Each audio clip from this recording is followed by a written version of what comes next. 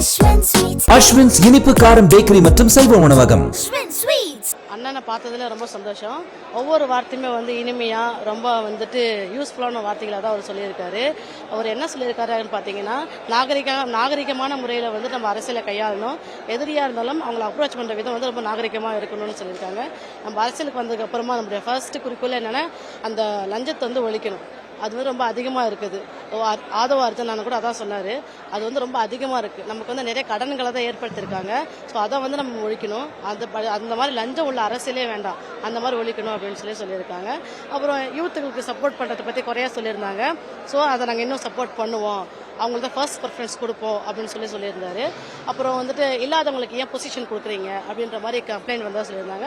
So அவங்களுக்கு அந்த மாதிரி பொசிஷன் கொடுத்தாதான் இன்னும் இல்லாதவங்களுக்கு அங்கே இங்கே கொடுக்குற நிதியோ எந்த ஒரு சலுகையோ அவங்களுக்கு போய் சேரும் அப்படின்ற மாதிரி டைரக்டாக சொல்லியிருக்காரு. எதோ உண்மையாக அதை சொல்லியிருக்காரு தலைவர். அவர் சொன்னதை நாங்கள் பின்பற்றுவோம். நாங்களே எதுவும் எக்ஸ்ட்ரா பேச முடியாது. ஆமாம், எதிரியாக இருந்தாலுமே அவனை நாங்கள் அப்ரோச் பண்ணுற விதம் ரொம்ப டீசெண்டான அப்ரோச்சிங்காக தான் இருக்குன்னு சொல்லியிருக்காரு. ஸோ அதுக்கப்புறம் அதை பற்றி பேசுறது நல்லது. உண்மையில வெறித்தனமாக இருந்தது. ஸோ நாங்கள் பார்த்தீங்கன்னா எந்த கட்சியும் நான் போனதில்லை. ஸோ இதான் ஃபர்ஸ்ட் டைமு. ஸோ ஏன்னா எந்த கட்சியுமே பார்த்தீங்கன்னா சொன்னதை செய்ய மாட்டாங்க.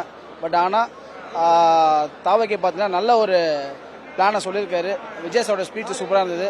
அதாவது என்னன்னு பார்த்தீங்கன்னா, படிக்கிற பிள்ளைங்களுக்கு, சாமானிய மக்களுக்கு, ஏழை மக்களுக்கு ஸோ இனிமேல் பார்த்தீங்கன்னா என்ன மாதிரி ஒரு பண்ணணும் அப்படின்னு சொல்லி எந்த எதிர்பார்ப்பும் இல்லாமல் விஜய் சார் சொல்லியிருக்காரு. ஸோ அது மட்டும் இல்லாமல் எந்த பணத்தையும் எந்த அரசியலும் சார்ந்து யாரும் வாழக்கூடாது, எல்லாருமே பார்த்தீங்கன்னா அவங்க உழைப்பை நம்பி வாழணும் அப்படின்னு சொல்லியிருக்காரு.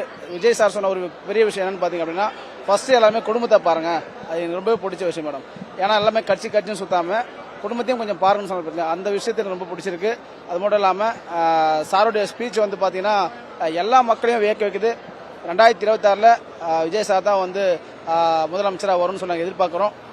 அது என்னுடைய விருப்பம் மட்டும் இல்லாமல் மக்களுடைய விருப்பமும். அது இளைஞர்கள் தான் பார்த்தீங்கன்னா இன்னைக்கு தமிழ்நாடு மட்டும் இல்லாமல் இந்தியாவில் பார்த்தீங்கன்னா அதிக அளவில் எல்லாருமே பேச போகிற விஷயம் என்னன்னா, இளைஞர்கள் இல்லாமல் யாருமே இல்லை.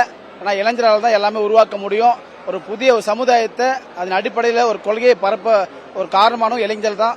ஸோ அதனால பார்த்தீங்கன்னா விஜய் சாருடைய ஸ்பீச் மட்டும் இல்லாமல் இளைஞர்கள் பார்த்தீங்கன்னா இனிமேல் இளைஞர் தான், ஓகேங்களா? அந்த மாதிரியான ஒரு விஷயம் இருக்குது. ஏன்னா வயசானவங்க மட்டும் இல்லாமல் இளைஞருக்கு முக்கியத்துவம் கொடுத்துருக்காரு சாரு. ஸோ அந்த ஒரு விஷயம் ரொம்ப பிடிச்சிருக்கு மேடம். அவரோட பேச்சு உண்மையிலேயே எல்லாருக்குமே தெளிவான ஒரு விஷயத்தை உணர்த்திருச்சு.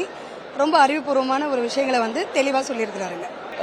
தளபதி அவர்களுடைய இன்னைக்கு அவருடைய உரை ஒட்டுமொத்தமாக இருக்கக்கூடிய தளபதியுடைய தம்பிகள், சகோதர சகோதரிகள் மட்டும் இல்லை, தமிழக மக்களுக்கே இன்னைக்கு ஒரு பெரிய மாற்றத்தை கொடுக்கும். குறிப்பாக பார்த்தீங்கன்னா எல்லாமே தளபதி அவர்களுடைய துவக்கத்தில் தமிழக வெற்றி கழகம் துவங்கிய பொழுது அதை ஒரு விளையாட்டாக பார்த்தாங்க, ஏதோ நாளைக்கு முடிஞ்சிடும் இது அப்படின்னு. ஆனால் இன்னைக்கு அது என்னன்றதை இன்னைக்கு தளபதி காட்டிட்டாங்க. 1ஆம் ஆண்டு நிறைவு முடிந்து 2வது ஆண்டுக்கு இன்னைக்கு அடி வச்சாச்சு. இந்த 2வது ஆண்டு தளபதி சொன்னது போல மிகப்பெரிய புரட்சிகள், அரசியல் புரட்சிகள் நடக்க போற ஆண்டு. இந்த புரட்சிகள் 2026 தேர்தலில் தளபதி அவரை அரியணை இதில் உட்கார வைக்கும். ஒரு இந்த தமிழகத்தினுடைய முதல்வராக அவர் உட்காருதுன்றது உறுதி. தளபதி அவர்கள் நிறைய செஞ்சிருக்காரு. இங்க இருக்கக்கூடிய தம்பிகள் நீங்க பார்த்திருப்பீங்க, இன்னைக்கு மேடையிலையும் சரி, கீழே உட்கார்ந்திருந்த எல்லா தம்பிகளும் சாதாரண ஒரு ஏழை எளிய குடும்பத்தில இருந்து வந்த ஒரு தம்பிங்க. இவங்க எல்லாருக்கும் இன்னைக்கு அதிகாரத்தை கொடுத்திருக்கிறாரு. இந்த இந்திய நாட்டிலேயே இதுவரை எந்த ஒரு அரசியல் கட்சியும் துவங்கிய பொழுதோ இல்ல ஒரு குறிப்பிட்ட காலகட்டத்துக்குள்ள ஒட்டுமொத்தமா அதிகாரங்களை இருக்கக்கூடிய விளிம்பு நிலை பிள்ளைங்களுக்கு கொண்டு சேர்த்தது, அவர்களை எல்லாம் உயர்த்திச்சு அப்படின்னா அது தமிழக வெற்றி கழகம் மட்டும்தான். இன்ன வரைக்குமே ரசிகனா தான் இருக்கேன். என்னன்னா நான் முதலில் ரசிகன், உணர்ச்சி போடுவோம், கத்துவோம், எல்லாமே பண்ணுவோம். ஏன்னா ஒரு மாவட்ட ஆகிட்டு கெத்தால உட்கார முடியாதுனால, ஏன்னா நான் அடிப்படை ரசிகன். ஆனால் எனக்கு எங்கள் அண்ணனை பார்க்கும்போது, எங்கள் அண்ணன் சிரிக்கும் போது சிரிப்பு வரும், அவர் கோவப்படுங்களுக்கு கோவம் வரும். அவர் அந்த மாதிரி கேரக்டர் நான். ஏன்னா எங்கள் அண்ணன் இன்னைக்கு ஒரு கொஞ்சம் அளவாக பேசலாம், அழகாக பேசியிருந்தாங்க, எல்லாத்தையும் பேசியிருந்தார். நான் அந்த நம்பிக்கை தான். நீ சொல்லுங்க தம்பிகள் அவங்க தான். ஏன்னா இப்போ எல்லாரு மேலேயும் ஒரு ஒரு ஆட்சியில் இருந்திருக்காங்க, இல்லாமல் இருந்திருக்காங்க, ஆனால் எம்எல்ஏ இருந்திருக்காங்கல்ல, அவங்க பார்க்கும்போது எல்லா அவங்ககிட்ட ஒரு நெகட்டிவ் ஏதாச்சும் ஒன்று இருக்கும். இது சரியில்லை, இது விமர்சனம் மக்கள் இருக்கு. ஆனால் நாங்கள் போய் ஃப்ரெஷ்ஷாக போய் நிற்கும் போது எங்கள் மேலே எந்த விமர்சனம் கிடையாது. நான் முடிஞ்ச மக்கள் நல்லா செஞ்சுட்டு போய் நின்றுருக்கோம். அப்போ எங்கள் மக்களே என்ன செய்யணும், அழகாக ரிசீவ் பண்ணி நல்லா வரவேற்கிறாங்க, தராங்க. இப்போ நாங்கள் மாவட்ட செயலாளர் போகும்போது நீ பார்த்துருப்பீங்க, எவ்வளோ நான் போயிட்டு இருக்கேன், தம்பி வரவேற்பு கொடுத்துருக்காங்க. அப்போ ரோட்டில் ஒரு குழந்தைய கொடுத்து எங்கள் கையில் கொடுத்து ஃபோட்டோ எடுத்து போகிறாங்க. நாங்கள் நடிகரா இல்லை 10 வருஷம் 15 வருஷம் எம்எல்ஏ இருக்கோம் இல்லையே.